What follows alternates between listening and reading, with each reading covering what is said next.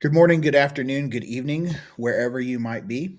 I am Michael Greeno, developer, owner, and uh, creator of Barpath Powerlifting Analytics. I want to bring you the newest feature addition to Barpath. This is a pillar uh, feature that serves as a cornerstone to Barpath and what it represents. When I set out to create Barpath, I had individual pillars that was going to stand up on, and lifters being one, coaches being another, gyms and barbell clubs being a third, rankings analytics in the state of powerlifting being a fourth, uh, and tools um, being a fifth.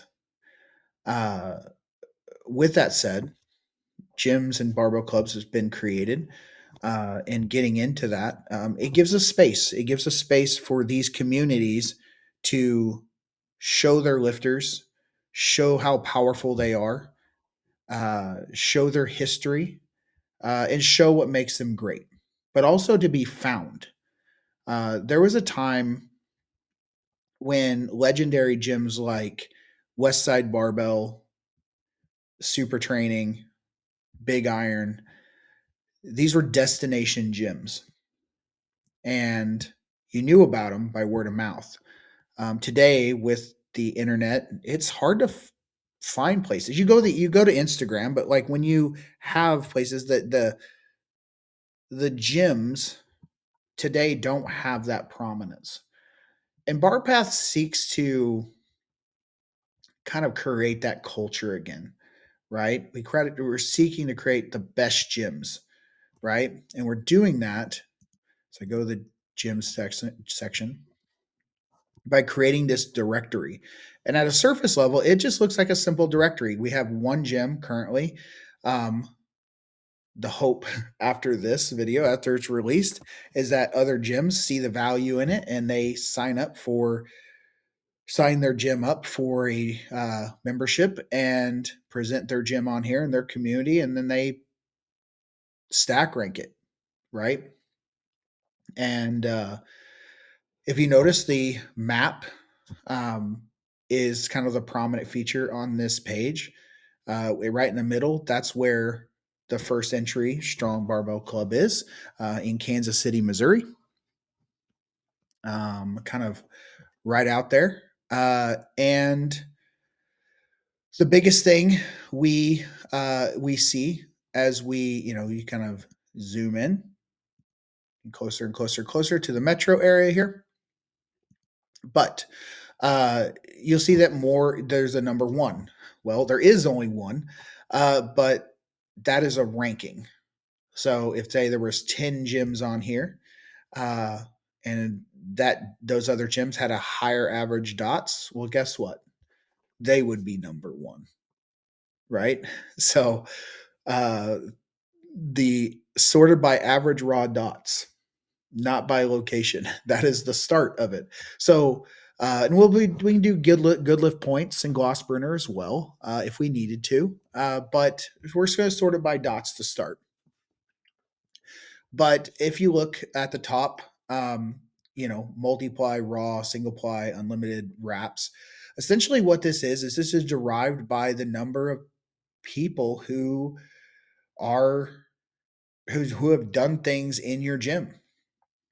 If you are a multiply gym, um, and have people who have done multiply in your gym, you're going to show up. So, Naturally Strong Barbell Club has a multiply lifter in Heidi Hauer. She in Unlimited has single ply. I've done single ply. I've done wraps. We've done raw. So we're all these are going to show up, and Strong Barbell Club is going to be in that area. And gym amenities is a section where if you're one big area that coaches get asked all the time is, "Hey, I'm traveling. Where do you know of any place in Scottsdale, Arizona, or do you know a place in Boston, Massachusetts, or whatever?" Right? And a lot of times it's like, "Hey, let me look around, let me ask around, whatever." The dream that is this area and this is that This now gives a directory to all powerlifting gyms or gyms that support powerlifting so that they can have a directory of gyms. And the dream is just to have a bunch of dots all over this map of where people can go and they can search, they can use their location, they can search gym amenities, um, calibrated kilo plates, competition bars, specialty bars, monoliths, combo racks, deadlift platforms. They can use chalk. They have if it's a GHD or a leg machine, and if it's a conjugate gym, is it a turf area? Do they have a posing area? Is it strongman friendly? Is it tripod friendly? Um, is this a place for influencers? Like, can they go here and they can film content? Is there showers just in case you stink? Um, these are all important things when trying to find a gym, either finding a new home gym or maybe even just trying to find a gym because you're away on business or you need a place to train. This is incredibly important. And our goal here at Barpath is to provide a robust directory, but also a fun, ranking, you know, of, who really is the strongest gym, and we weight that, as time goes on, we get more gyms. We may weight it on the size of the membership base, average dots, totals, largest totals, etc., largest average total, etc. And the thing is these rankings might change based upon the divisions. If you have who's the best multiply gym, who's the best single ply gym, who's the best unlimited gym, who does reps the most, etc. Right? So there is no clear best gym ever, unless they just kind of are good at all of these things, right? So diving in, let's dive in to Strong Barbell Club. Average dots 507. I filled this out partly, but you know, Strong Barbell Club is not my gym. It's my home gym. It's where I train. You can see the branding. This is all something that can be done from the edit gym section. But you'll have the branding information, the different things, how many members, the owner is JP Price. And then just for, we are kind of leaders, but, not just putting here for visibility purposes, Heidi Hauer, Michael Greeno, which is me. And we are the community leaders. So we are people that stand up for the community, advocate for the community. If you're a new member that comes in the gym and the ownership's not there, chances are you're going to talk to us if we're there, right? Cade Proctor, there's another one. In this particular thing, and he'll be up in this area. And what it is essentially is you're probably going to run into us, and you're probably going to be, if someone's going to talk to you, it's going to be these types of people, right? And if you need something, we are the people who can probably, you know, either adjust this page or add members, etc. Right? So I have here as leaders can manage members and edit the gym. They're not coaches or any. They may not be coaches or affiliated with the gym, but they may be just leaders that lead the community in some way, shape, or form. So as you can see, you have the members. It's is ranked by dots. You can find specific members, different weight classes, IPF and standard.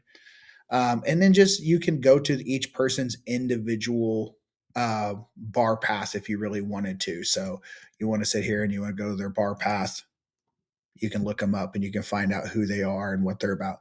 Leader at Strong Barbell Club. And, if they're a part of a team that was like that, they can show what part of the gym that they're at, what gym they're associated with, which is pretty cool, right? It gives a sense of like ownership. I'm a part of something, right? Pretty darn cool. Makes people feel a part of it, and they're kind of aligning themselves with something, right? Makes them feel great. So, and then more information about the gym as we go to the about section, you see the equipment and amenities. Again, if you're searching for certain things or what that gym has, the hours. So we can update, if they're open 24/7. One thing I can probably add on here is, if a gym uses like Gym Master or QR code system or something to that effect, or their gym hours, like when they're staffed. That is available. I can go into the edit gym section here, and we can do a deeper dive in that in a second. But like just some general information about the gym, um, that'll help people understand on who to get in contact with, what their website might be, etc. Right? So pretty cool things. The next section we go stats, and this is going to be, honestly, it's delineated by equipment, and it's really going to kind of tell the tale of this gym, right? Meets competed by quarter. Going back a couple years, it's like, hey, how active has this gym been in the last couple years in terms of its community of lifters, right? How often do they compete? When do they compete, right? Um, what type of lifters are they? Average dots by quarter. What's this gym been like? I mean, we've had a huge uptick in dots capability in these quarters. That's kind of crazy to see. What's that about? You know? So when you look at that, it kind of tells a little bit of a story. Number of active lifters, average dots. Uh, for a quick view, you don't have to go scroll through this. Total of pounds lifted, total of meets logged, federation information, just kind of some quick hit information so you don't have to search down through this. Club records, pretty cool. Just a quick hit. It's like just some good general stats, like what are some of the totals that are here? They're kind of crazy. Um, Top dots by some of the members. And then, split, what's the ratio to the diversity of the community as a whole, and so this kind of helps. It's like what kind of gym, how diverse really is the gym, right? Federate, and is what these next ones are. What's the weight classes like? Is it a bunch of big people? Is it what's the average? Is it middleweight, smaller people? Are they USPA competitors, USAPL, PLU, PA, IPF? What type of people are competing in this gym? So when you're making these decisions on like, hey, where do I want to train? I want to train with the strongest people in the world. Well, when you look at this and you see people with 2,400-pound totals, 2,000-pound totals, you know, 500 dots, 600-pound benches, 800-pound deadlifts, chances are you're it's a pretty strong gym. It literally lives up to its name, Strong Barbell Club, right? This is a pretty legendary gym. It's got some great lineage and great heritage, and it's honestly just an incomplete list. I don't have everybody on here. Uh, call me a little biased, but I could add some pretty big legends to this area. So, and some features to come here is I'll have an active competitors and a retired list. So, one major feature is going to be a club hall of fame for lifters who may not compete anymore, but still have their numbers recognized. Um, in a way where they're not a part of the active lifters area or something to that effect, where it skews the numbers. That will be coming soon, but for version 1, this is where you're at. So as we kind of go through this, the records and different accolades, the next section is pretty near and dear to my heart because this is a section that a lot of modern gyms do not have. And from an acceptance standpoint, um, it's an intimidation thing. A lot of things is back in the day with West Side Barbell, a lot of hardcore gyms, all of them had their chalkboards, they had their board spots. Um, and I wanted to kind of call back to that a little bit. And so we have the record section. The record section represents in all these different filtered things, whether it be IPF weight classes, standard weight classes, multiply, unlimited, raw, men, women. You have your standard, you have a series of weight classes. And these weight classes may not be standard across to what powerlifting is, but this is a curated set of records and record weight classes between men and women, that's meant to be not to capture every weight class that's ever been created in powerlifting, but to be a curated set of records that is meant to represent a gym and the overall competition of that gym. And so for men, you'll see that there's a lot of empty spots at the top, whereas women, it's a little bit more competitive, right? But you'll find that like there doesn't go all the way up to 140 kilograms. It goes up to 110 kilograms, and that's incredibly deliberate. When we decided to normalize weight classes in non-IPF powerlifting, a lot of people looked really, really, really hard at normalizing. I was like, what was competitive and wasn't what was competitive. Um, for the record board, I decided that 110 kilogram plus created a great deal of competitive spirit to create strength and what it meant to be, 110 kilo plus competitor. It's the same as 140 plus. It is literally, it through statistics, it is equivalent. um you could make a case that 175 plus for men is a completely different demographic for powerlifting for this. And it's crazy because some of the biggest people and the strongest people are 400 pounds in men's powerlifting, but we only go up to 308, right? And 308 plus. So I think, when we sit here and look at 140 plus to 110 plus for the ladies, um, it's a very, very close comparison. The level of competitive pool is about the same, and that rings true. And a lot of federations have aligned themselves to that. USAPL, USAPL, USPA, PLU, they do all the way up. They just standardize the weight classes. They do a couple different ones. There's actually more weight classes for women than men. Uh, I want to keep them at 12 apiece. So for Barpath, these are meant to be competitive board spots. You have to earn yourself here. This isn't tied directly to powerlifting as a whole. This is a board spot, what has been recognized in the gym for competitive reasons. So to earn yourself a board spot here in your gym means something. It means you're top dog.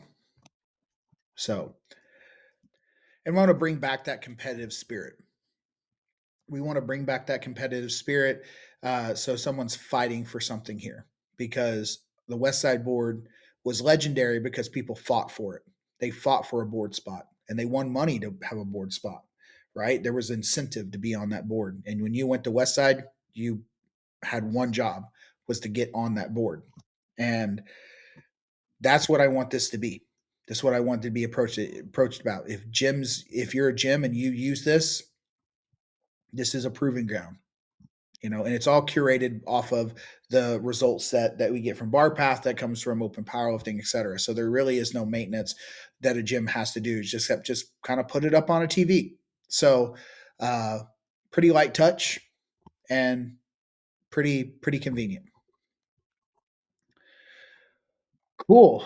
Well, last thing we'll talk about briefly is just the edit gym function for a lot of gyms. If you look, this is the management panel for the gym owners and the gym leaders. You have the gym information, where you can put the amenities and the different things like that. You can add to your roster um, the hours. So if you wanted to add staffed hours or just 24/7, customize is as you would think. You have different branding and themes. So if you have, depending on what your motif is, you could choose any number of these things, or you can go with the base bar path, right? Different headers, gym logos, banner, uh, your gym quote. um, this is a funny joke about uh, JP. Um, but then you can transfer ownership. If an owner ever sells the gym, they can transfer ownership, And then, of course, you can actually just delete the gym entirely if you wanted to. So, pretty simple. It's meant to be pretty easy. Uh, but as a whole, this is gyms and barbell clubs. I hope that this has been insightful. And yeah, it is going to be live right now.